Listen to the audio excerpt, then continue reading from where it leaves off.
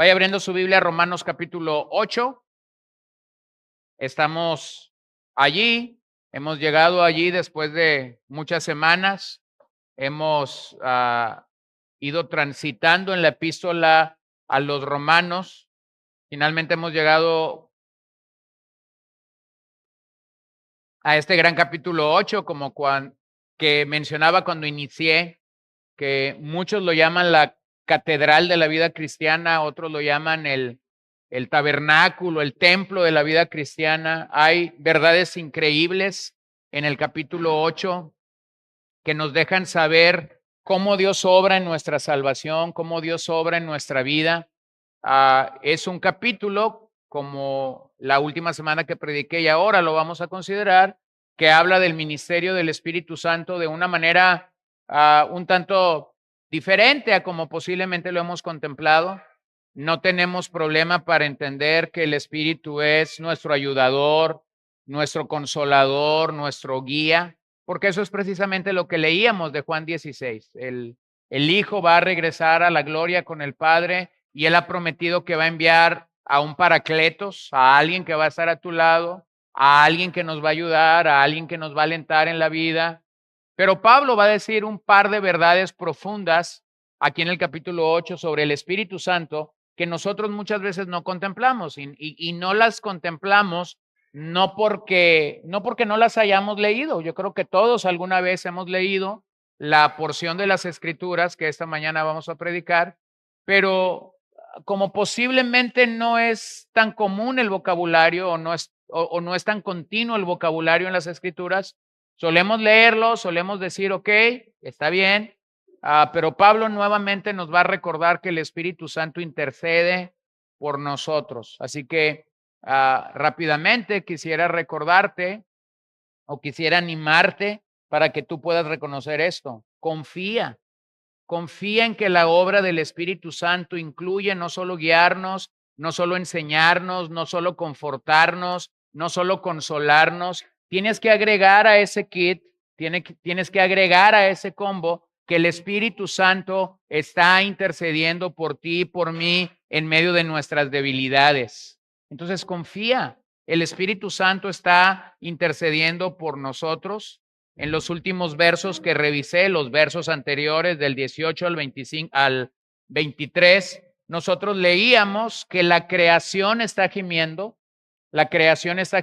por la manifestación de los hijos de Dios, está gimiendo por su liberación. Recuerden que en Génesis 3 no solo el ser humano fue maldecido, la creación entera fue maldecida. Entonces la creación está gimiendo por dos cosas, está gimiendo para ser liberada de esa maldición y sabemos que esto apunta al día final, cuando nuevamente el Señor removerá la tierra actual y nosotros tendremos, de acuerdo a la visión escatológica del Nuevo Testamento, cielos nuevos y tierra nueva, una tierra redimida por nuestro Señor, pero también la creación está gimiendo, como lo decía la última semana, por la manifestación gloriosa de los hijos de Dios. Y eso apunta a que el Señor, al venir con sonido de trompeta, dice que los muertos en Cristo se levantarán primero. Entonces los muertos en Cristo van a recibir cuerpos glorificados. Esa es la manifestación gloriosa de los hijos de Dios en el contexto de Romanos 8. No es que los hijos de Dios vayan y prediquen el evangelio. Eso no es la manifestación gloriosa. Eso es la obediencia a la gran comisión y eso está pasando desde el día que el Señor regresó al Padre. Su iglesia está yendo y está compartiendo el evangelio. No es allí la manifestación gloriosa que los hijos de Dios sirvan con dones diferentes o planten iglesias o vayan a los lugares donde hay que predicar el evangelio. No habla de eso. La manifestación gloriosa de Romanos 8 es básicamente que los creyentes están recibiendo cuerpos glorificados en el día de la resurrección. Entonces está gimiendo la creación. Segundo, están gimiendo los hijos de Dios. Tú y yo gemimos. ¿Cómo explicar esos gemidos? Bueno, esos gemidos pueden tener dos connotaciones en nosotros. Lógicamente, gemimos por ser librados de este cuerpo de muerte. Cuando un creyente peca, va y gime delante del Señor, entiende esta lucha dinámica, esta lucha multifacética que hay con nuestra propia carne. Vamos y gemimos porque a un cristiano le duele pecar, a un cristiano le duele ofender a su Señor, pero también gemimos porque hemos probado las primicias del Espíritu Santo. Ese Espíritu que ha venido a morar con nosotros, que ha venido y que está allí en nuestro interior y que hemos probado lo que ese Espíritu puede obrar y hacer por nosotros, pero todavía no de forma total, porque estamos esperando el día en que podamos ser redimidos totalmente, y eso también tiene un tiempo de espera en el día de nuestra resurrección. Entonces, el hombre gime de forma negativa por nuestros sufrimientos. Gemimos de forma negativa por nuestros sufrimientos. Sufrimos de muchas maneras. Sufrimos porque pecamos, sí, pero también sufres porque estás enfermo del corazón, del azúcar, de la presión, de la circulación, del estómago.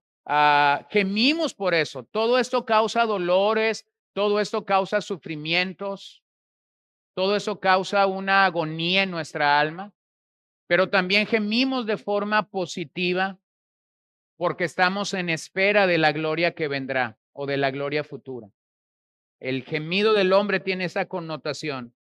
Negativamente por nuestros sufrimientos, positivamente porque hemos leído de la gloria futura que vendrá y entendemos que esto es una realidad para nosotros. Entonces gemimos.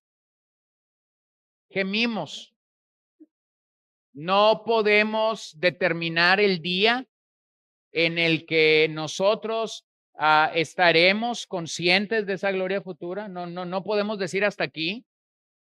No somos Dios para decir ya quiero que esta gloria futura esté en mi vida, pero de alguna u otra forma nosotros estamos aceptando y estamos convencidos de que esta es una realidad. Entonces, mientras estamos en esta tierra, nosotros vamos a gemir, y también mencioné que gemimos porque nuestra carne, nuestros sarx, esa palabra griega que Pablo ha usado ya muchas veces en esta carta, gemimos porque nuestro sarx no ha sido eliminado completamente.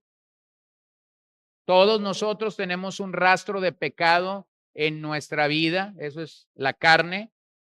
Y luego cuando un cristiano dice que tiene problemas con su carne, no es carne de res, no es carne de cerdo, no es carne de pollo, no es carne de pescado, es su propia carne, es su sarx, es esa inclinación que hay en mí para pecar.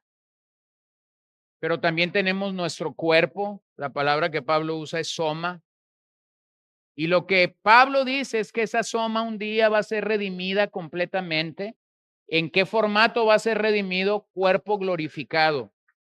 Entonces observa cómo es que el cristiano sigue gimiendo porque tiene estas dos cosas en su vida. Seguimos teniendo sarx, es decir, una inclinación hacia el pecado, y seguimos teniendo el vehículo de esas sarx, que es nuestro cuerpo. Pecamos con nuestro cuerpo, a veces con nuestras manos, a veces con nuestra vista, a veces con nuestra lengua o a veces con cualquier otro órgano de nuestro cuerpo. Finalmente, la forma como sarx lleva a cabo un pecado es a través de su cuerpo. Entonces, hoy vamos a referirnos al tercer gemido que el capítulo 8 dice que hay. No es el gemir de la creación, no es el gemir del ser humano, es el gemir del Espíritu Santo. Y eso pareciera ser un tanto paradójico o antagónico, porque yo puedo entender lo siguiente: la creación clama por liberación, ¿sí? El ser humano clama por liberación, pero el Espíritu Santo, ¿por qué gime? Él no necesita ser liberado de nada. Él es Dios, Él es la tercera persona de la Trinidad. Nunca podemos dividir al Padre del Espíritu o al Hijo del Espíritu. Entonces, ¿por qué gime el Espíritu? Pablo utiliza la misma palabra para expresar esta situación. Entonces, mi intención con este mensaje es que tú puedas ser animado a orar y que mientras oramos, nosotros recibamos la ayuda del Espíritu Santo en nuestras oraciones. Específicamente lo que el pasaje dice es que el Espíritu Santo va a ayudar a los creyentes que oran. No va a ayudar a quien no ora. ¿Sí lo ven? El Espíritu viene y nos ayuda en medio de nuestra vida de oración. Este no es un pasaje que evita la oración.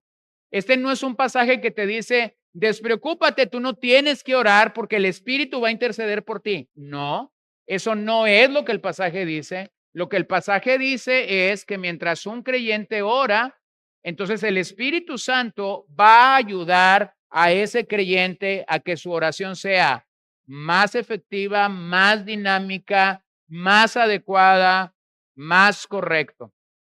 Entonces el texto de Romanos 8, 24 al 27 se encuentra en dos tiempos. Uno, vas a encontrar que Pablo está hablando del presente, los sufrimientos del creyente. Y por otro lado, va a estar hablando del futuro, la gloria que Dios mostrará. Romanos 8, verso 24.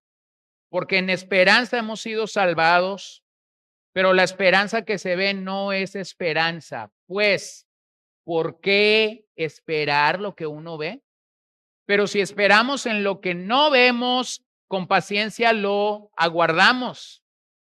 De la misma manera, también el Espíritu nos ayuda en nuestra debilidad. Diga conmigo eso, el Espíritu nos ayuda en nuestra debilidad.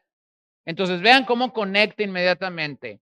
No sabemos orar como debiéramos, pero el Espíritu mismo intercede por nosotros con gemidos indecibles. Y aquel que escudriña los corazones sabe cuál es el sentir del Espíritu, porque Él intercede por los santos conforme a la voluntad de Dios. Observe eso último. El Espíritu intercede por los santos conforme a la voluntad de Dios. Eso es algo maravilloso, ¿no lo crees? Nosotros no siempre conocemos la voluntad de Dios para nuestras vidas. Nosotros a veces oramos y realmente nuestra oración de entrada está fuera de la voluntad de Dios. De entrada. Nosotros oramos cosas a veces que si un buen lector de la Biblia está frente a mí o está frente a ti y tú estás orando, tú estás escuchando la oración de esa persona y de repente es como si prendieras una chicharra. Porque tú has leído un pasaje donde la oración de este creyente está yendo en contra de ese pasaje. Entonces, ¿cómo sabes que un creyente está orando fuera de la voluntad de Dios? Cuando pide cosas que la Biblia dice que no debe de ser así. Cuando pide algo que la Biblia misma te dice que no es así. Hace ya algunos años, yo estaba en la Sierra de Coahuila, estaba en ese lugar para casar a un miembro de esta iglesia. Él estaba casándose en la casa de sus padres. El papá, que es pastor, también me pidió que yo llegase un día antes de la boda y que yo pudiera predicar a la congregación. Así que yo llegué el viernes. De hecho, llegamos como media hora o una hora antes del servicio. Los hermanos comenzaron a llegar y cuando comenzaron a llegar me dice, la costumbre aquí es que tenemos una pequeña reunión de oración antes del servicio. Yo les digo, está bien. La persona que está dirigiendo el servicio es un anciano. Yo creo que si no cruzaba los 80, estaba muy cerca de los 80. La boda era al aire libre el día siguiente y este era un lugar donde había estado lloviendo los últimos 45 días. Por 45 días había estado lloviendo ininterrumpidamente por ahí de las 3, 4 de la tarde, literalmente caía una tormenta. Entonces imagínate la preocupación del novio. Me voy a casar al exterior, me voy a casar debajo de un árbol, necesito que no llueva. Bueno, entonces este anciano está en el púlpito y él dice, vamos a orar, expongan sus necesidades. Entonces, este muchacho con cierto temor va y levanta la mano medio escondido y entonces este hermano le dice, sí, Samuelito, dime de qué se trata tu oración. Y él dice, yo quiero pedir para que no llueva hoy y claramente no llueva mañana, porque es mi boda. Pues yo no tenía el contexto, ¿verdad? Pero entonces inmediatamente cuando el anciano comienza a escuchar a Samuel, él comienza a decirle que no. Fíjate que no, le dice. No vamos a orar por ti, porque por 13 años en este lugar no llovió. Por 13 años no hubo agricultura en este lugar.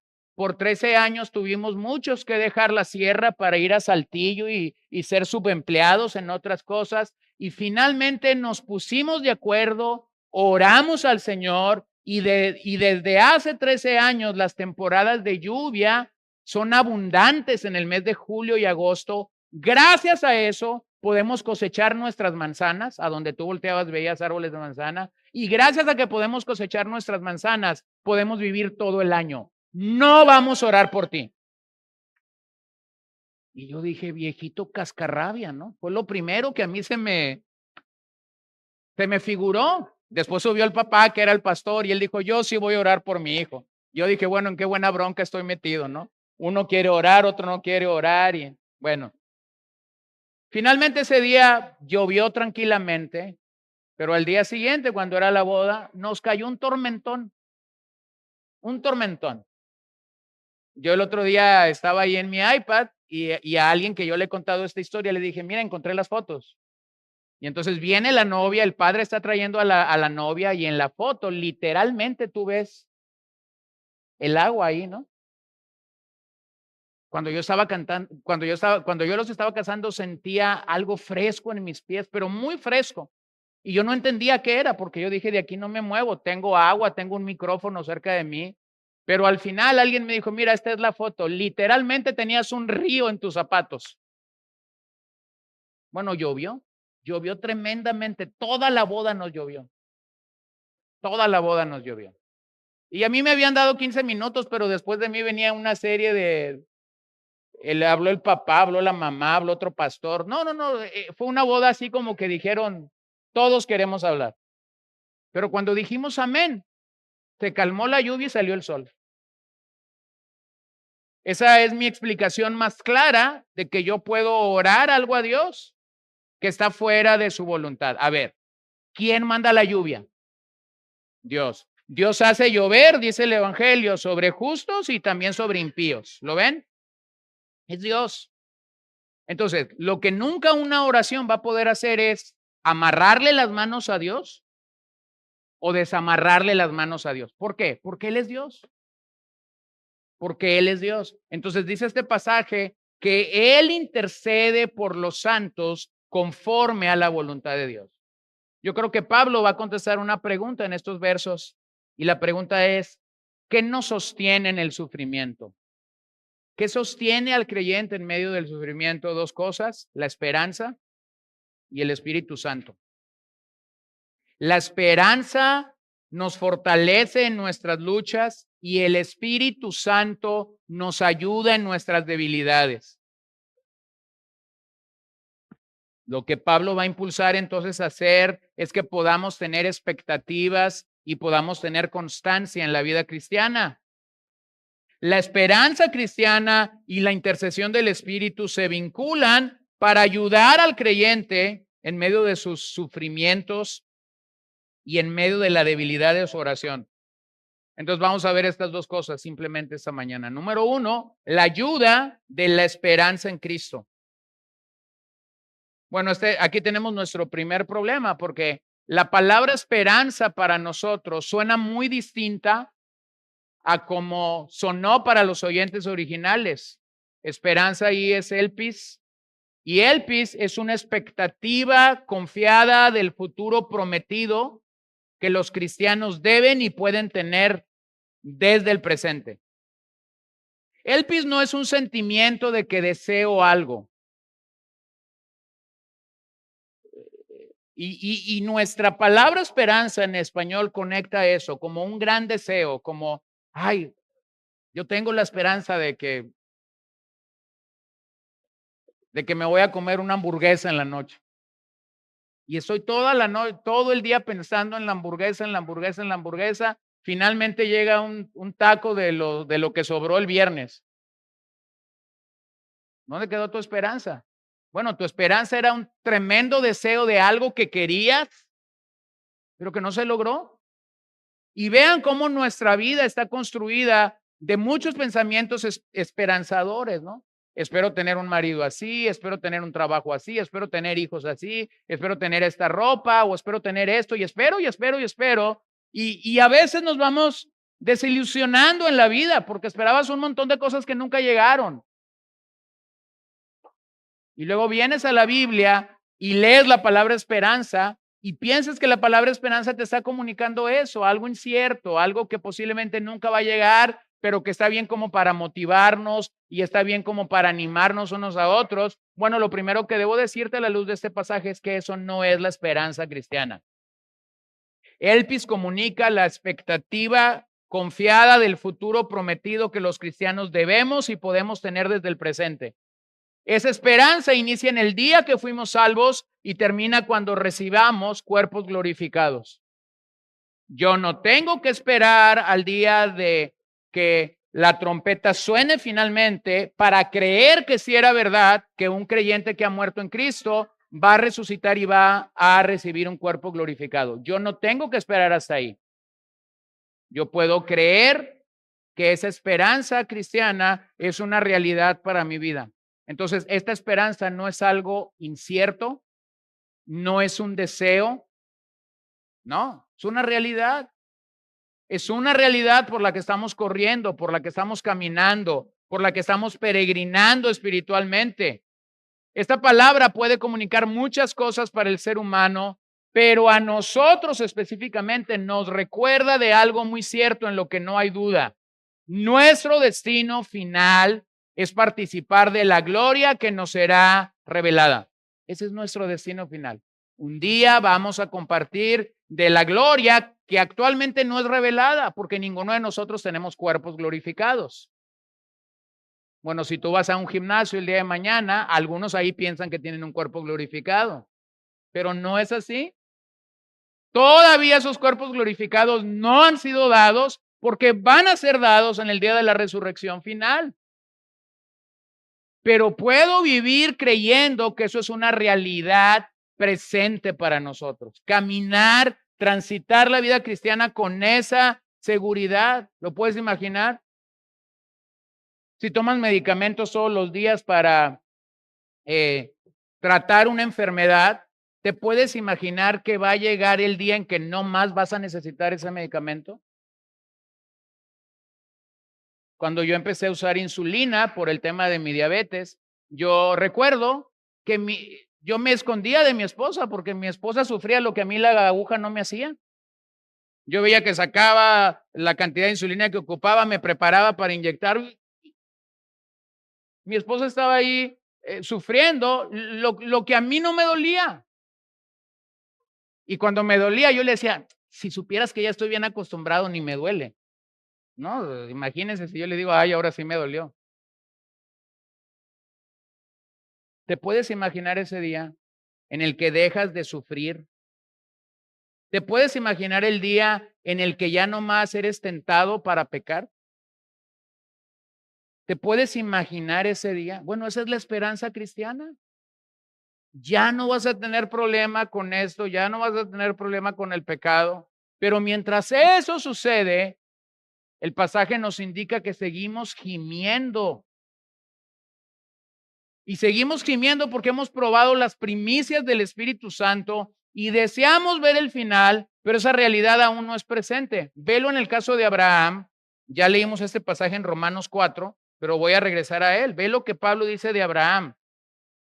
Porque la promesa a Abraham o a su descendencia de que él sería heredero del mundo no fue hecha por medio de la ley, sino por medio de la justicia de la fe. Bueno, ya hemos hablado mucho de ese término. ¿Qué es ese término? Justificación. Entonces, hermanos, hemos sido justificados.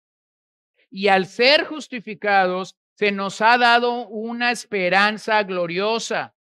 Un día tu fe y un día mi fe pasará de ser una fe, algo que no vemos pero esperamos,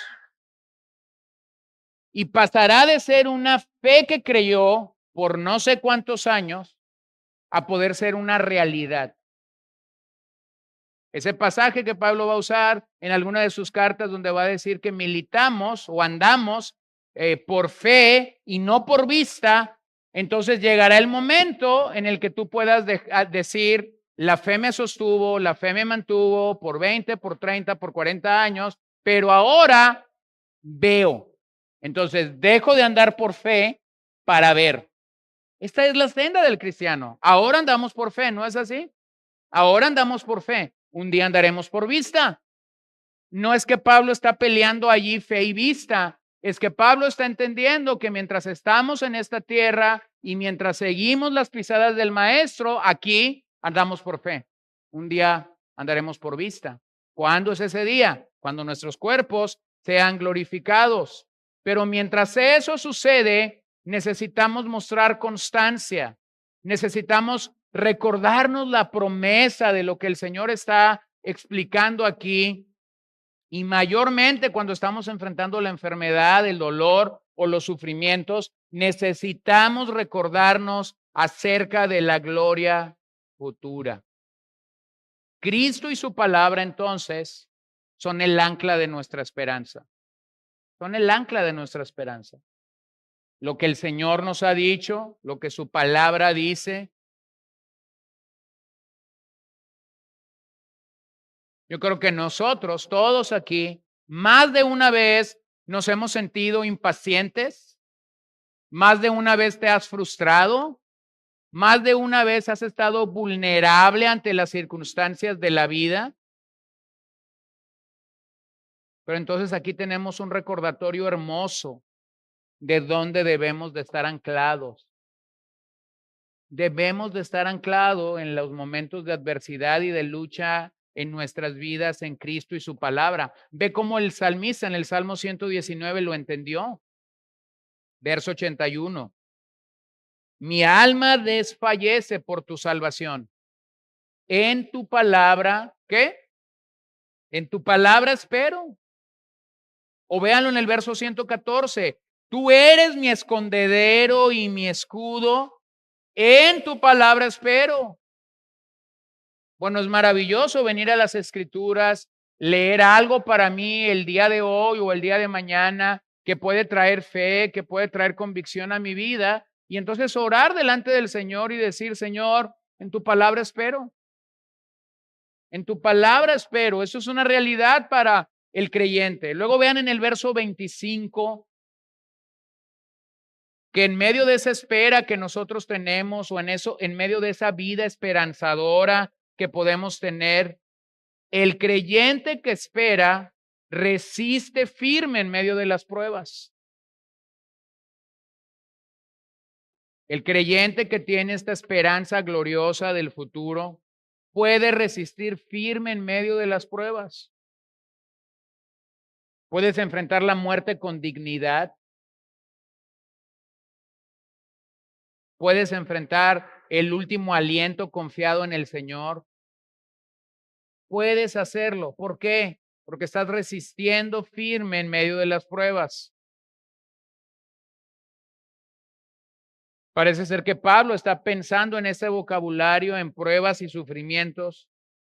La mejor traducción a nuestro español sería ahí perseverancia, tenacidad, resistencia. Una palabra griega que es hipomone, que comunica esa convicción que el creyente tiene de seguir trabajando, de seguir siendo constante a pesar de las luchas y los desafíos de la vida.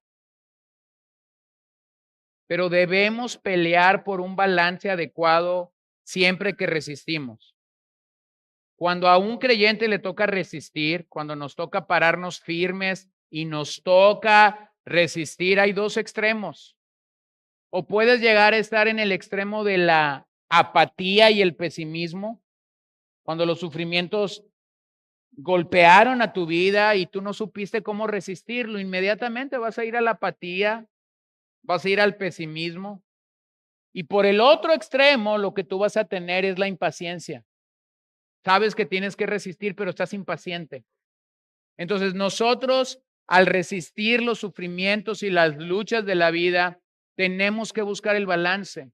Ni se espera que un creyente sea apático o pesimista de su futuro, pero tampoco se espera que un creyente sea impaciente. El día llegará, hermano. El día va a llegar. No tienes por qué estar impaciente de ese día. No tienes por qué estar impaciente de ese momento, de ese día. Yo estaba platicando una vez con, olvidé el nombre, Kevin Swanson, y yo le hacía una pregunta a Kevin Swanson. Él ha predicado con nosotros un par de veces aquí, pero él tiene un programa de radio diario. Y yo le decía, ¿cómo le haces para poder mantenerte? El esquema de su programa es muy investigativo. Él toma lo que está pasando el día de ayer y lo comenta con una perspectiva bíblica el día de hoy. Y lo mismo habla de economía, política, familia, países, petróleo. Yo le decía, ¿cómo le haces? Y aparte tienes que predicar en un estudio bíblico entre semana, y aparte tienes que predicar el domingo en tu congregación, y aparte viajas por todo el mundo predicando. ¿Cómo te mantienes al día con eso? Y él me decía, tengo un papá de 85, 86 años. Dice, él me manda lo que yo tengo que decir en el programa de radio. Él investiga por mí, él lee los periódicos, él escucha los programas de radio, él hace sus anotaciones. Dice, cuando yo voy a dormir, me dice, a las 10 de la noche, él ya me dijo, hijo, tienes que hablar de esto. Mira lo que la prensa está diciendo, míralo. Entonces dice, yo me levanto a las 6, abro mi Biblia y digo, ¿qué dice la Biblia sobre este tema? Pero la investigación es de él. Bueno, ese es un hombre que no está impaciente con irse. ¿Está ocupado? Está ocupado. Tampoco está apático, porque si estuviera apático estuviera guardado en su cama diciendo, no hay nada que hacer, yo ya viví, hay que hagan las cosas los que están más jóvenes. ¿Lo puedes ver? Ese es el balance. El balance es que no estoy en apatía, pero tampoco estoy en impaciencia. Así que esta esperanza cristiana nos da estabilidad cuando flaqueamos o cuando desmayamos. Cuando estás ahí queriendo flaquear o desmayar, recordarnos de esta esperanza gloriosa nos va a brindar estabilidad. Esta es la única respuesta. Si tú la buscas, esta es la única respuesta de por qué muchos cristianos murieron en los coliseos romanos o en los circos romanos. Murieron con dignidad. Los romanos, cada vez que quemaban creyentes, cada vez que liberaban leones u osos para que estas bestias eliminaran a los creyentes, realmente los romanos no estaban contentos de hacer eso. Los romanos se enojaban.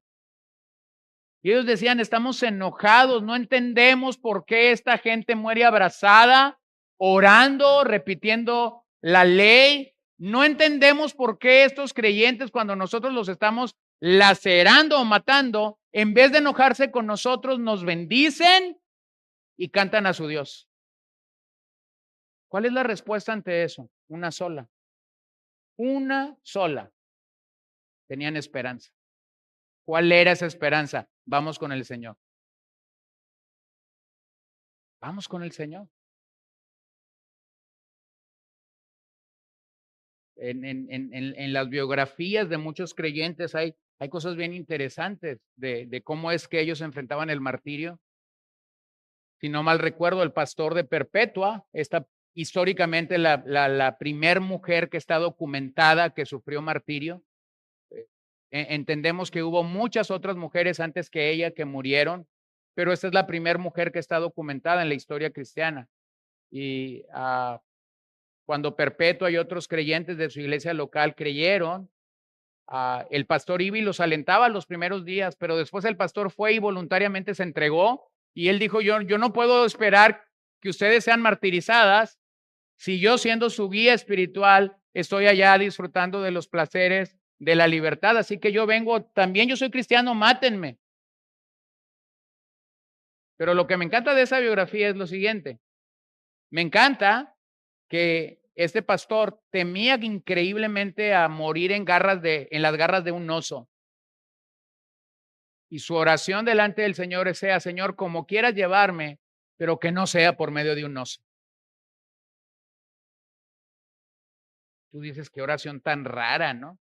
Pero luego cuando lo ves en la biografía, han soltado a un oso para que lo desgarre, para que lo mate, y el oso, en vez de desgarrarlo, se regresa a su celda.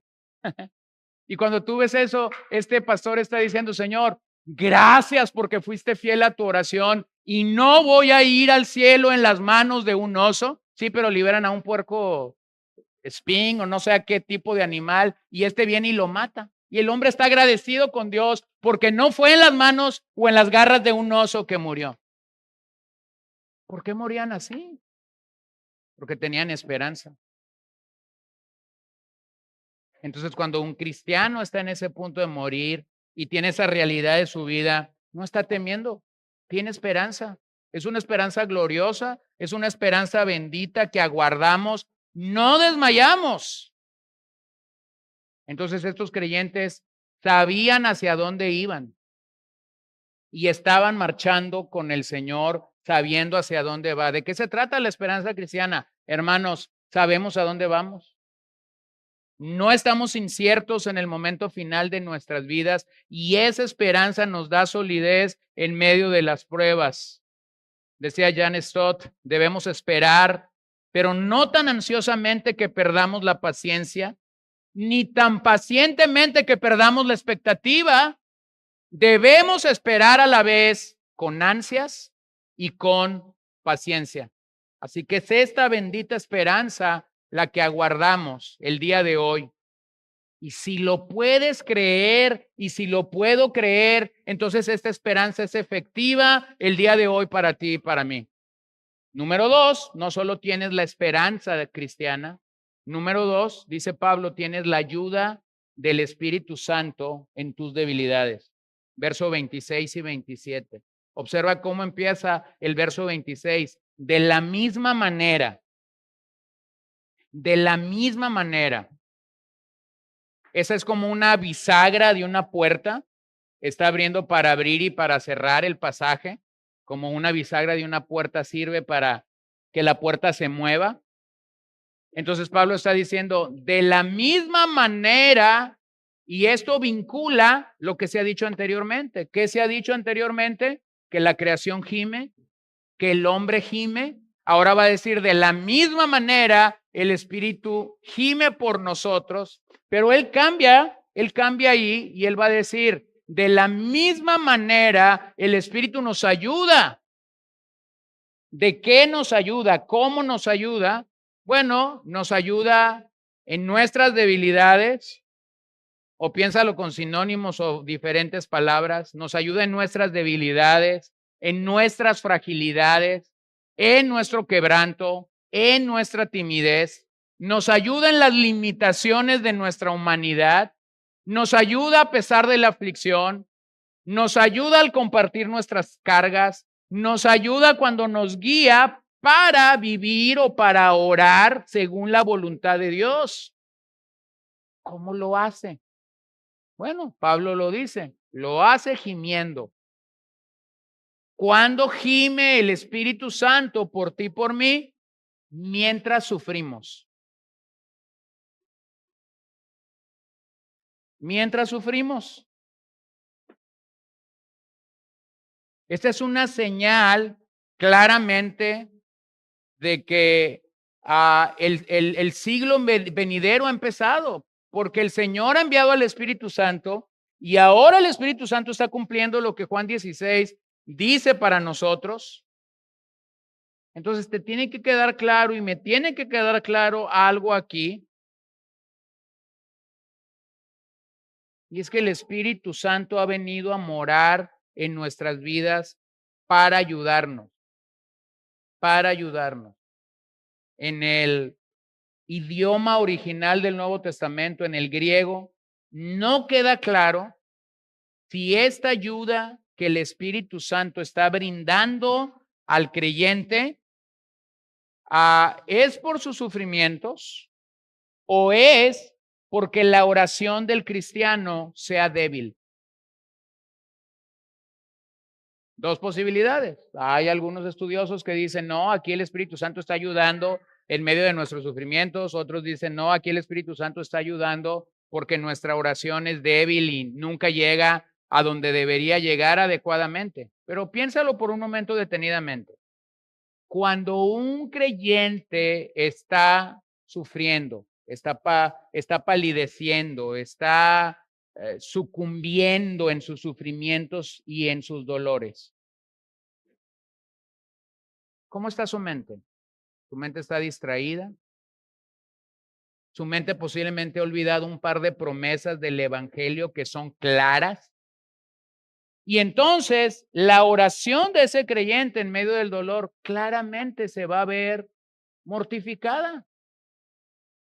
Entonces yo no voy ni con uno ni con otro, yo me quedo en el medio. Yo creo que el Espíritu viene a ayudarnos porque nosotros estamos sufriendo, porque nosotros estamos desgastados y porque mientras estamos en esta condición de sufrir, pedimos cosas raras o pedimos cosas como para solucionar inmediatamente nuestro problema, ¿no?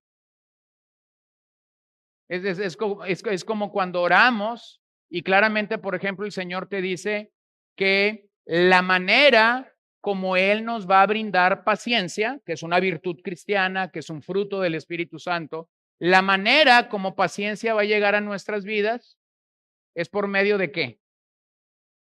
De pruebas. Entonces, cuando un creyente bien intencionado está delante del Señor y le dice, oh, querido Señor, dame paciencia, no ha leído bien la Biblia. Porque lo que realmente le estás pidiendo al Señor es, mándame más pruebas. Si ahorita tengo 2, mándame otras 5 para crecer en paciencia.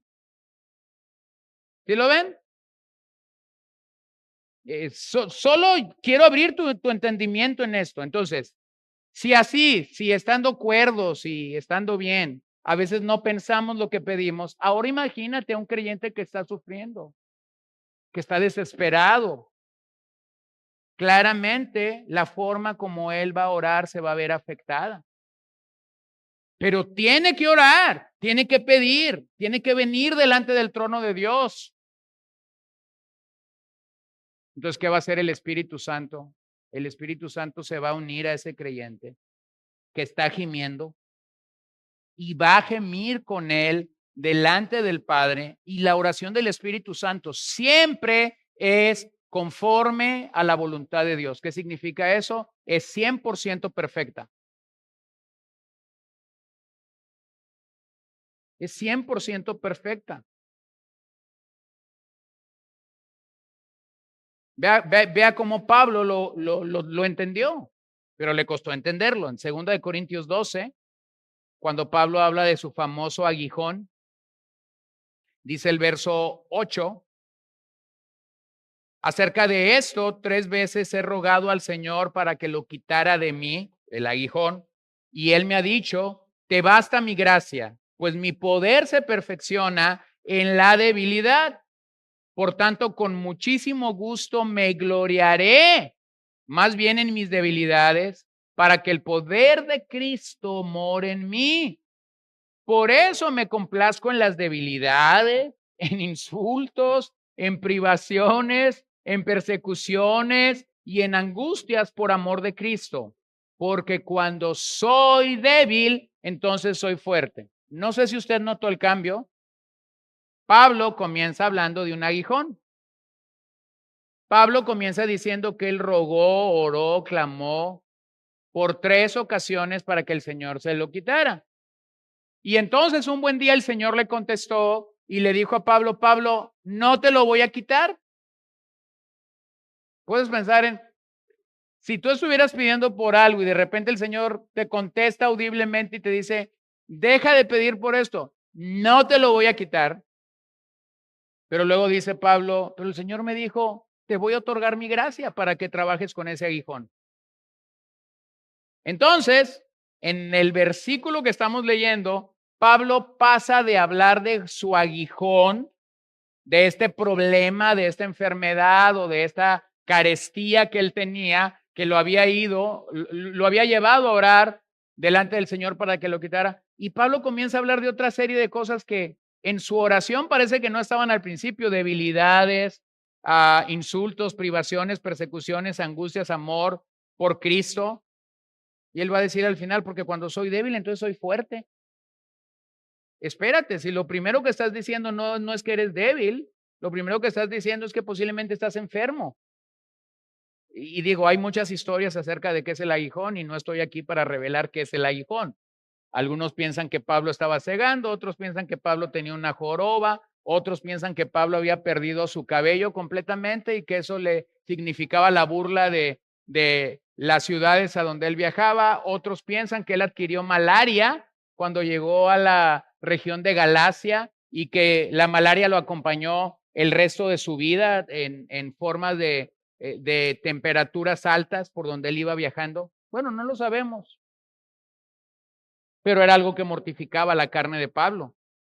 Entonces, Pablo nos muestra aquí que es posible orar y a la vez desconocer la voluntad de Dios o la voluntad perfecta de Dios para nuestras vidas. Y cuando yo desconozco la voluntad perfecta de Dios para mi vida, voy a estar en esa disyuntiva como Pablo estuvo. Y posiblemente yo voy a pedir sanidad a mi cuerpo cuando realmente la voluntad perfecta de Dios es pide por gracia para resistir la enfermedad. ¿Lo ven? A veces oramos cuando sabemos de estas noticias internacionales de países como Nigeria o como países en África, donde literalmente están acabando con la, entre comillas, con la fe cristiana, porque están quemando un montón de creyentes. Y nosotros pudiéramos orar por ellos y decir, Señor, líbralos. Sí, pero yo desconozco si la voluntad de Dios es que ellos mueran como mártires. Entonces, vean cómo siempre mi oración puede enfrentarse a disyuntivas donde yo digo, híjole, ¿por qué oro? Bueno, Pablo oró por sanidad y el Señor le dijo, no te voy a sanar, te voy a dar mi gracia. ¿Lo ven? Pudiéramos orar para que alguien fuera liberado cuando realmente el Señor quiere otorgar gracia en sus días en prisión y finalmente llevarlo al martirio como una forma de que el evangelio siga creciendo en esos lugares. O podemos pensar en Pablo cuando está escribiendo en Filipenses capítulo 1 y él está diciendo, por un lado me quiero ir a la presencia del Señor y por otro lado me quiero quedar para seguir predicando el evangelio entre ustedes. ¿Ven esas dos disyuntivas? Pablo encarcelado en Roma en su primer encarcelamiento domiciliario y dice, estoy en una encrucijada. Si pedirle al Señor que la demanda o el imperio romano proceda y me maten ya para ir a la presencia de Dios, o pedirle al Señor que siga ministrando a los santos en estas congregaciones y llevando el evangelio al incrédulo.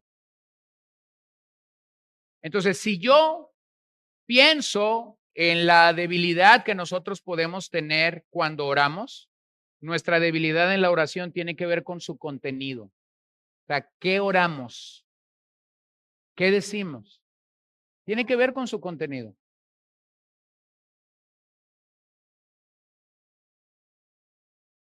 ¿Cómo oramos? La NBI traduce este verso como no sabemos qué pedir. Y eso es una realidad, hermanos. Por más que has leído la Biblia, va a llegar un momento en el que vas a enfrentar una situación adversa en tu vida y que no vas a saber qué pedir. Vas a estar en una disyuntiva. Sabes que la respuesta viene del cielo. Sabes que la respuesta viene de Dios, pero no sabes cómo pedir, porque las implicaciones de esa debilidad o de ese sufrimiento, no sabes cómo hacerlo.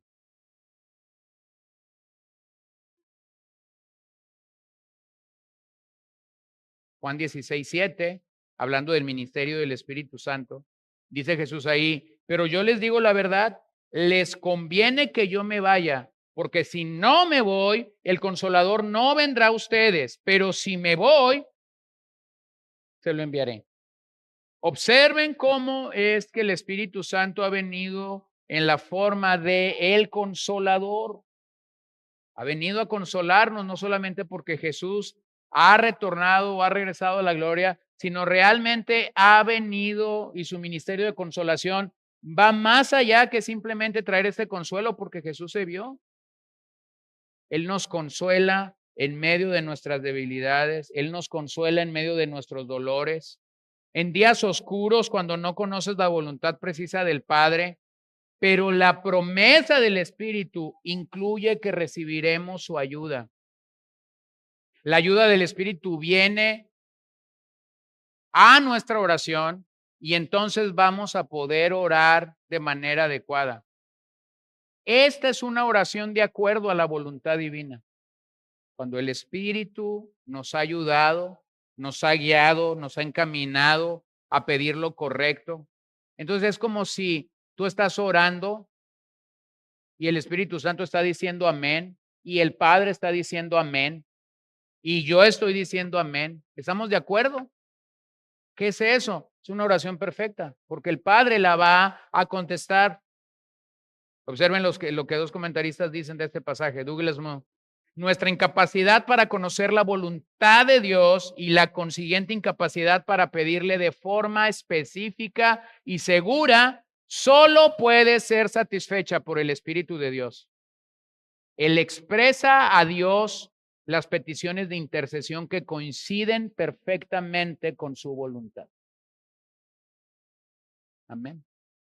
Yo puedo pedir algo, yo quisiera que eso fuera lo más cercano posible a la voluntad de Dios, pero posiblemente yo estoy pidiendo algo que tiene el 60% de la voluntad de Dios y el otro 40%, mi carne está involucrada. Entonces, ¿qué va a hacer el Espíritu Santo? El Espíritu Santo va a tomar mi oración, se va a unir a mi oración. Vuelvo a decirlo, no es que no ores, es que oras, pero el Espíritu entonces es como un interlocutor que va a decir, Padre, lo que realmente este hijo tuyo necesita es esto. Y lo va a poner en forma de oración. Un interlocutor verdadero, nunca falso. Nunca falso. No sé si usted se acordará en algún momento de la política mexicana, teníamos un presidente que salía y decía una sandez. Y a la mañana siguiente salía su vocero, el señor Rubén Aguilar, y él decía, lo que el presidente Fox quiso decir el día de ayer es esto. Y lo que el vocero del presidente decía con lo que Fox había dicho distaba un montón. Entonces vamos a decirlo así, era como si Rubén Aguilar fuera el intérprete de Vicente Fox. La hermenéutica, todos los mexicanos necesitábamos la hermenéutica de Rubén Aguilar. Pero el Espíritu Santo no hace eso. O sea, no es a conveniencia. El Espíritu Santo es un interlocutor verdadero, real y genuino que siempre va a pedir lo que la Trinidad cree que es más conveniente para ti y para mí en esa situación. Entonces, a veces vamos a pedir por sanidad y el Espíritu Santo va a decir, Él no sabe, Señor, que va a morir. Dale gracia. Otórgale mayor gracia para que pueda enfrentar esta enfermedad. O a veces va a haber alguien en una prisión pidiendo liberación, va a gemir, va a decir, Señor, usa a los jueces, usa a los magistrados para que yo pueda salir de aquí, permite que, y el Espíritu Santo va a entender tu gemido y tu dolor y Él va a estar ahí, mira, Señor, nosotros sabemos que esto no va a ser así, Él va a morir en 3 días. Mándale tu gracia. Envíale tu poder en estas horas que le restan de vida para que Él pueda ser un digno representante tuyo al momento de el martirio. ¿Pueden ver el ministerio del Espíritu Santo? Escuchen lo que John Piper dice. ¿Por qué no sabemos qué orar en esta debilidad? Creo que la respuesta es que no conocemos la voluntad secreta de Dios sobre nuestras enfermedades y dificultades. No sabemos si debemos orar por la sanidad o por la fuerza para soportar la enfermedad. Por supuesto, ambas cosas son correctas y no está mal orar por cualquiera de ellas. Pero anhelamos orar con gran fe y gemimos porque no estamos seguros de cuál será el proceder de Dios con esta enfermedad o esta pérdida o este encarcelamiento. Simplemente no lo sabemos. Y eso opera para cada uno de nosotros. Simplemente no lo sabemos. Pero necesitamos seguir gimiendo al Señor. ¿Qué son estos gemidos indecibles que Pablo está diciendo aquí del Espíritu Santo? Gemidos indecibles. Bueno, son expresiones al interior de la Trinidad que no son articuladas por palabras y que hacen peticiones por el bienestar del creyente. Gemidos indecibles son expresiones al interior de la Trinidad que no son articuladas por palabras y que hacen peticiones por el bienestar del creyente. El Espíritu está gimiendo al Padre por ti y por mí. Hay una serie de traducciones que se pudiera utilizar ahí, gemidos que no se pueden expresar con palabras, suspiros profundos o anhelos agonizantes. Entonces, el Espíritu los está tomando y los está llevando delante del Padre. El Espíritu no necesita hablar.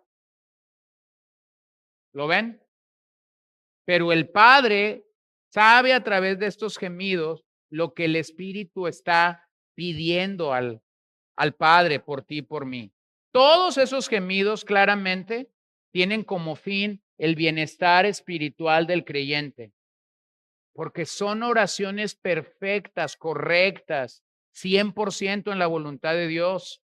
Estos gemidos pueden asemejarse a los gruñidos o a los gemidos de aquellas personas que han perdido sus capacidades cerebrales, que sus capacidades cerebrales se han visto afectadas y que a pesar de ello, cuando gimen, sus seres queridos saben lo que ellos necesitan.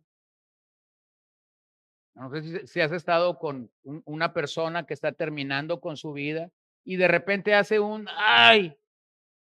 Y vienen los familiares y dicen, hay que voltearlo porque ya tiene 2 horas y está cansado. Bueno, ¿y si se quiere echar un hot dog y tú no sabes?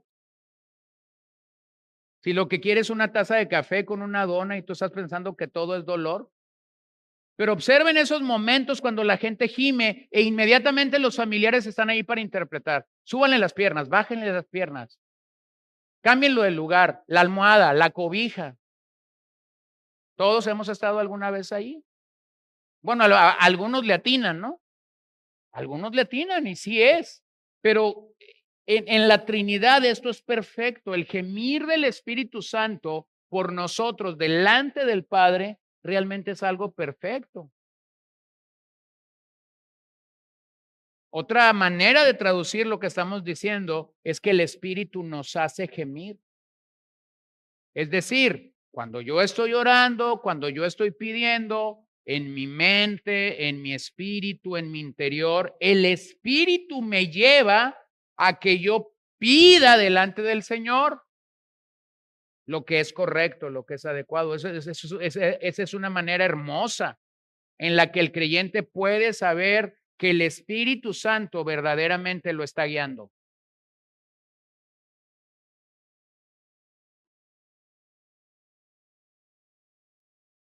Lo está guiando. Y a veces nosotros vamos a pedir cosas, si confiamos en el Espíritu Santo, a veces nosotros vamos a pedir cosas que hasta tú mismo vas a decir después, ¿y por qué estoy pidiendo eso? Y resulta que cuando la respuesta vino de una manera como si tú realmente sí supieras lo que estabas pidiendo. ¿Qué es eso? La guía del Espíritu. Y la guía del Espíritu siempre es perfecta. Siempre es perfecta. Él no necesita gemir como lo hace la creación o como lo hacemos nosotros por liberación.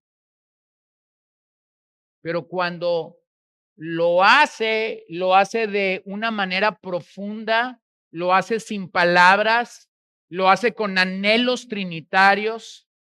Y entonces cuando eso se lleva a cabo, nos hace gemir a nosotros de manera correcta. Mira 1 Corintios 2:11. Creo que este pasaje Pablo reconoce muy bien lo que está pasando. Hablando de la mente de Cristo, hablando de la mente de Dios, Pablo va a decir a los corintios, porque entre los hombres, ¿quién conoce los pensamientos de un hombre? Nadie. Sino el espíritu del hombre que está en él. Asimismo, nadie conoce los pensamientos de Dios, ¿sino quién? Sino el espíritu de Dios. ¿Lo ven? ¿Quién conoce los pensamientos de Dios? El espíritu de Dios. ¿Quién está gimiendo por nosotros aquí? Dios, el espíritu.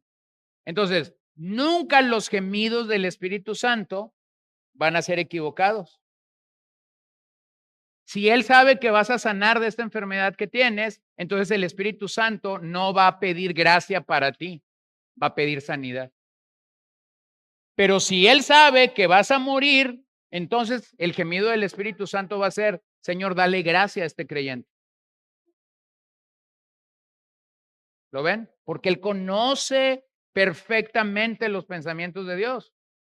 Ahora hay que observar algo, y es que la intercesión del Espíritu es paralela a la intercesión de Cristo en el cielo. Eso es algo glorioso, hermanos. Esto es parte de la seguridad que el creyente tiene y por eso tenemos una esperanza gloriosa. Tenemos en el cielo al Padre intercediendo por nosotros. ¿Cuál es su posición? Está a la derecha de Dios. Está sentado a la diestra del Padre. Él es nuestro abogado, Él es nuestro intercesor perfecto. Primera de Juan 1, 8 al 10. Primera de Juan 2, 1 y 2. Habla de eso. Abogado tenemos para con el Padre a Jesucristo el justo. Él está intercediendo por nosotros. Y tenemos aquí en la tierra al Espíritu Santo que está intercediendo por nosotros. ¿Dónde? Desde nuestro interior. ¿Por qué desde nuestro interior? Porque Él ha venido a hacer morada en nuestras vidas. El libro de Hebreos o la epístola a los Hebreos nos va a recordar por 3 veces de la intercesión de Cristo. Yo voy a tomar solamente el verso de el capítulo 7, versos 24 al 26. Pero Jesús conserva su sacerdocio inmutable, puesto que permanece para siempre, por lo cual Él también es poderoso para salvar para siempre a los que por medio de Él se acercan a Dios, puesto que vive perpetuamente, ¿para qué? Para interceder por ellos, porque convenía que tuviéramos tal sumo sacerdote santo, inocente, inmaculado, apartado de los pecadores y exaltado más allá de los cielos. Entonces, tienes al Espíritu Santo intercediendo por ti desde tu interior cuando eres débil o cuando tu oración está fraccionada, fracturada por sufrimiento. Y tienes en el cielo al sumo sacerdote perfecto, ministrando por ti y por mí perpetuamente. ¿En qué forma? En una forma de intercesión. Él está orando por ti, Él está orando por mí. La intercesión es la constante actualización de nuestra justificación en el trono de Dios. La intercesión es la constante actualización de tu justificación en el trono y en la corte celestial. El deleite del Padre es decir sí a la intercesión del Hijo. El deleite, el deleite del Padre es decir sí a la intercesión del Espíritu Santo. ¿Lo ves? Nuestras oraciones realmente deben de ser oraciones trinitarias. Oramos al Padre en el nombre de Jesús, somos asistidos por el Espíritu Santo cuando ya cuando ya el asunto se nos terminó, ya la mente no nos da para más, entonces ahí viene el Espíritu Santo y nos ayuda. Es increíble. Perpetuamente es una palabra aquí que denota plenitud, amplitud, integridad exhaustiva. ¿Puedes creerlo? El Hijo está clamando delante del Padre en toda plenitud, en toda amplitud, con integridad exhaustiva. La razón de esa perpetuidad es porque somos pecadores perpetuos y necesitamos a un Salvador y a un intercesor perpetuo por nosotros. Qué glorioso. Qué glorioso que en la economía de la salvación tengamos un plan perfecto de intercesión de parte del Hijo y de parte del Espíritu Santo para nosotros. El escritor del Progreso del Peregrino, que por cierto, la obra escrita desde la cárcel, mientras él estaba preso por predicar a Cristo, dice lo siguiente de esta imagen de Cristo. Cristo como sacerdote va antes y Cristo como abogado viene después. Cristo como sacerdote intercede continuamente. Cristo como abogado suplica en caso de grandes transgresiones. Cristo como sacerdote tiene que actuar siempre, pero Cristo como abogado solo en ocasiones. Cristo como sacerdote actúa en tiempo de paz, pero Cristo como abogado en tiempos de turbulencias y de contiendas. Por lo tanto, Cristo como abogado es como se le puede llamar un respaldo, y su tiempo de levantarse, actuar y suplicar llega cuando los suyos cometen algún pecado inmundo. ¿Puedes imaginarlo?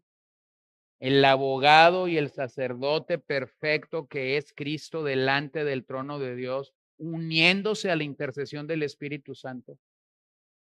¿Cómo empieza Romanos 8:1? ¿Se acuerdan? Ya no hay condenación para los que están en Cristo Jesús. ¿Te das cuenta por qué Pablo va a seguir afirmando a lo largo de todo el capítulo 8 que no puede ser condenado? Bueno, él va a rematar en este pasaje que estamos leyendo. No puede ser condenado porque tienes a Cristo intercediendo por ti cada día, perpetuamente, desde el momento que te salvó, y tienes al Espíritu Santo clamando por ti desde lo más profundo de tu interior.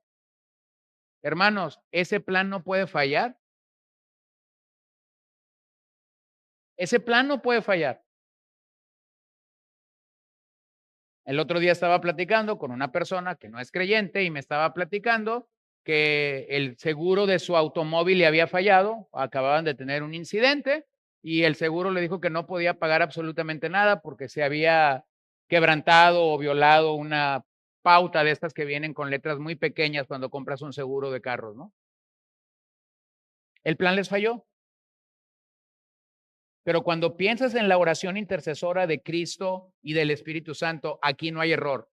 El plan no falla. Ellos están intercediendo delante del Padre por ti y por mí, y por eso no puede fallar jamás. Bueno, en nuestro sufrimiento, recuerda, entonces, tenemos a un intercesor en el cielo y tenemos a otro intercesor en nuestro interior. Y luego, si eso fuera poco, observa el cierre del pasaje, que también es el cierre del mensaje. Al final de estos versos, Pablo nos recuerda que Dios escudriña los corazones. Otra manera de traducirlo es, Dios conoce los corazones. ¿De quién? De quien está orando. De quien está orando en medio en medio del sufrimiento. Dios mismo conoce los gemidos inarticulados del Espíritu por sus santos. Estos santos son santos débiles. Sí, somos santos, pero somos débiles. Sí, somos santos, pero a veces pecamos. Entonces el Espíritu está gimiendo por nosotros. Dios nos va a sostener por medio de la intercesión de su Espíritu Santo. Entonces las palabras no son necesarias, porque las palabras del Padre son las mismas palabras del Espíritu Santo. Gemidos indecibles, entonces es, el Padre conoce tu corazón cuando gimes, pero el Padre también conoce las palabras del Espíritu Santo. Entonces estas palabras no son necesarias. Alguna corriente en medio de la iglesia cristiana, cuando lee este pasaje, trata de meter en este pasaje lo que ellos manifiestan como lenguas, como la evidencia inicial de haber sido bautizado por el Espíritu Santo. Permíteme corregir ese error, el pasaje no habla aquí de lenguas. Lenguas como un don espiritual no está presente tampoco en este pasaje. Gemidos indecibles aquí no es el hombre balbuceando algo, es el Espíritu Santo el que está teniendo esta participación en nuestra oración. No hay manera, bueno, sí hay manera, si cometes un error exegético y hermenéutico de tratar de acomodar aquí lenguas, pero a la luz del pasaje, el pasaje está hablando de una forma sencilla. El cristiano está orando, el Espíritu viene y lo apoya, el Espíritu viene y lo ayuda, el Espíritu viene y está delante del Padre clamando esto. Entonces, palabras no son necesarias porque la palabra del Padre y del Espíritu Santo son iguales. Hermanos, déjame para llegar al cierre. La oración no es algo místico. La oración simplemente es una conversación constante y reverente en la voluntad de Dios.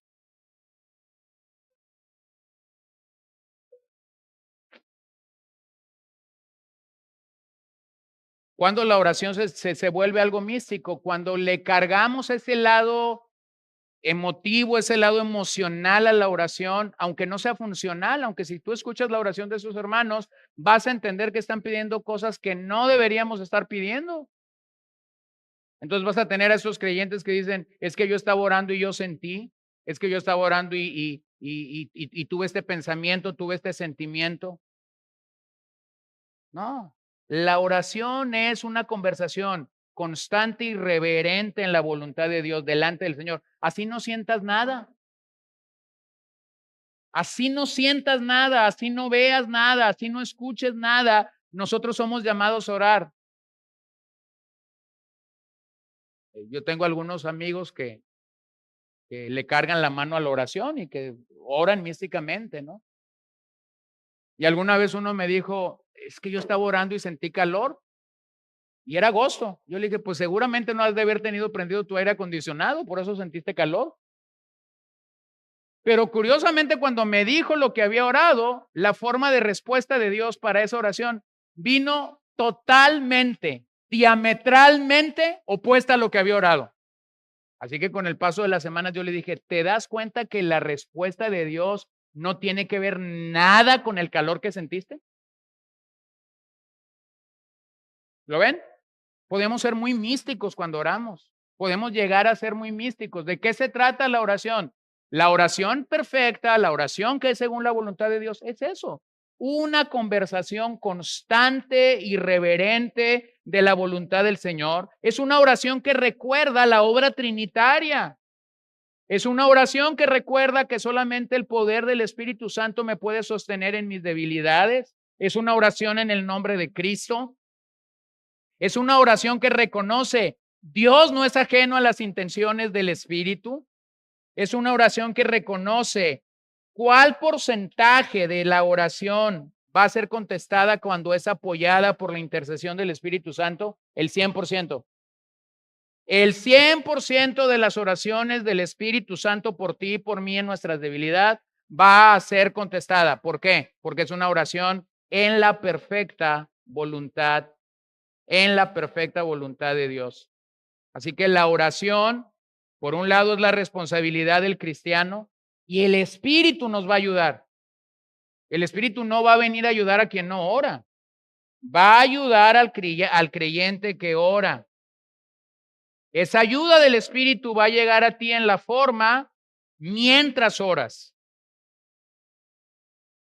Por lo tanto, aquí el ministerio de intercesión del Espíritu no sustituye que tú ores. Yo voy a terminar con los dos pasajes que creo resumen el orar en el Espíritu. Efesios 6:18, con toda oración y súplica, oren en todo tiempo en el Espíritu. ¿Ven esa constancia? Con toda oración y súplica, oren. ¿Cuándo? En todo tiempo en el Espíritu. Y así velen con toda perseverancia y súplica por todos los santos. Y luego Judas 20. Pero ustedes, amados, edificándose en su santísima fe, orando en el Espíritu Santo. Bueno, esta es la oración en el Espíritu que nosotros conocemos. La oración en el Espíritu apunta por lo menos a tres cosas. Es una oración conforme a la palabra de Dios, porque nunca el Espíritu va a contradecir lo que Él ha inspirado. Entonces, orar en el Espíritu es orar conforme a la palabra de Dios. Yo tengo más o menos como 5 años insistiendo, 6 años, insistiendo a usted que leamos la Biblia. Que lea la Biblia. Toma un pasaje de las Escrituras, aprópiate de ese pasaje de las Escrituras, óralo. ¿Por qué? Porque esa es la manera más rápida de orar en el Espíritu. ¿No sabes cómo pedir? Ora lo que la Biblia dice que tú debes vivir. Ora lo que la Biblia dice que tú debes tener. Ora lo que la Biblia dice que tú debes creer. Yo he orado, y no es petulancia, pero yo creo que he orado en los últimos 6 años todo lo que yo jamás pedí pensar al Señor. Y no lo he hecho por una mente iluminada. Lo he hecho simple y sencillamente porque he leído la Biblia, y cuando he leído la Biblia me he quedado con 1 o 2 versos y vengo delante del Señor y pido lo que ese 1 o 2 versos dice que debemos de tener en el Señor. Entonces, orar en el Espíritu es orar conforme a la Biblia. Orar en el Espíritu es ajustar mi voluntad a la voluntad de Dios. Nunca sucede al revés.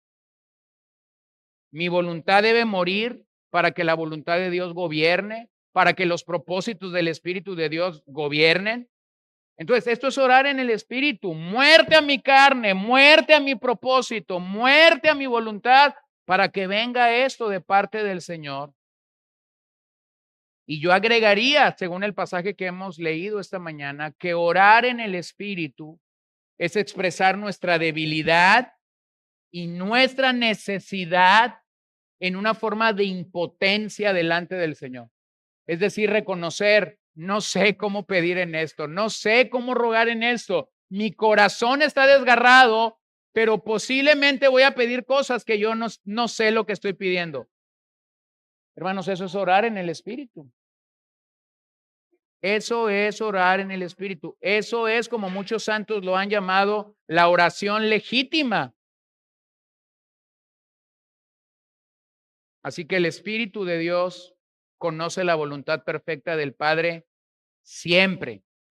Y por eso es que su oración siempre es efectiva. Como John Murray decía, Cristo es un intercesor en el tribunal del cielo. Y el Espíritu Santo es nuestro intercesor en la esfera de nuestros corazones. Entonces, hermanos, descansa. Ya tenemos una esperanza en Cristo y su palabra en días de sufrimiento. Y por otro lado, gozamos de la intercesión del Espíritu Santo a nuestro favor. Eso es maravilloso. Mi querido hermano, en medio de nuestra debilidad, nuestras oraciones son débiles, pero entonces debemos recordar, el Espíritu está actuando y está orando a nuestro favor. En medio del sufrimiento, la intercesión del Espíritu Santo es nuestro gran apoyo.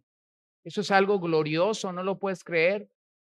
Ya no sabes qué pedir. Derrama tu corazón, gime desde lo más profundo de tu corazón y confía que cuando tú estás haciendo eso, el Espíritu mismo está gimiendo desde tu interior por ti delante del Padre.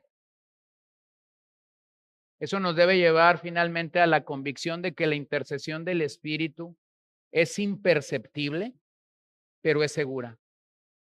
No la puedes ver. No puedes escuchar lo que el Espíritu Santo está orando por ti. No puedes escuchar lo que Él está pidiendo delante del Padre, pero confía que es la intercesión más segura que nosotros podemos recibir. Porque Él está orando 100% en la voluntad de Dios. Si no tenemos la ayuda del Espíritu de Dios cuando oramos, nuestra oración es inefectiva.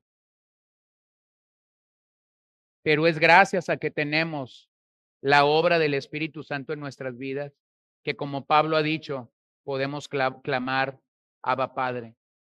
Abba Padre. Entonces Pablo va a decir en unos versos después, aunque no vamos a llegar allí esta mañana, Romanos 8:31. Entonces, ¿qué diremos a esto? Si Dios está por nosotros, ¿quién contra nosotros? ¿Cómo sé que Dios está conmigo? Otra vez, porque la oración es trinitaria. Oro al Padre, lo hago en el nombre de Jesús. soy asistido en mi intercesión por la intercesión gloriosa del Espíritu Santo. ¿Quién contra nosotros?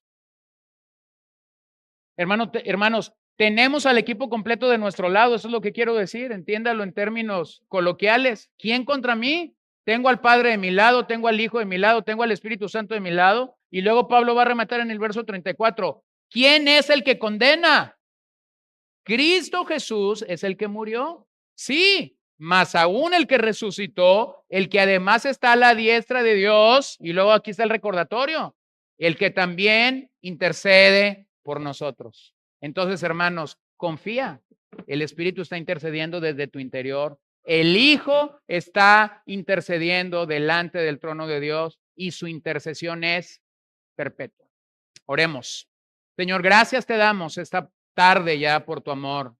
Qué rica palabra, qué deleite poder encontrar en tu palabra aliento para nuestras vidas. Qué maravilloso recordatorio. No dejaré de sorprenderme ante este texto. Qué maravilloso recordatorio de la obra de tu Espíritu Santo gimiendo por nosotros, no porque Él necesita gemir como la creación lo hace o como nosotros mismos lo hacemos cuando somos lacerados por el pecado y por el dolor. Pero qué maravilloso, Señor, entender que estos gemidos del Espíritu Santo no necesitan forma de palabras, porque Él conoce la voluntad perfecta del Padre y sabe lo más correcto para nosotros. Qué descanso para mi alma agobiada, cansada, trabajada. Qué descanso poder reconocer a la luz de este pasaje lo que Jesús mismo dijo en el Evangelio. Si alguno está cansado y cargado, venga a mí, que yo lo haré descansar. Y eso es lo que podemos y eso es lo que debemos hacer, Señor. Descansar en la obra de intercesión de Jesús en el cielo y en la obra de intercesión del Espíritu Santo en nuestro interior. Terminemos dando gracias al Señor. Allí donde usted está, dé gracias por su intercesión.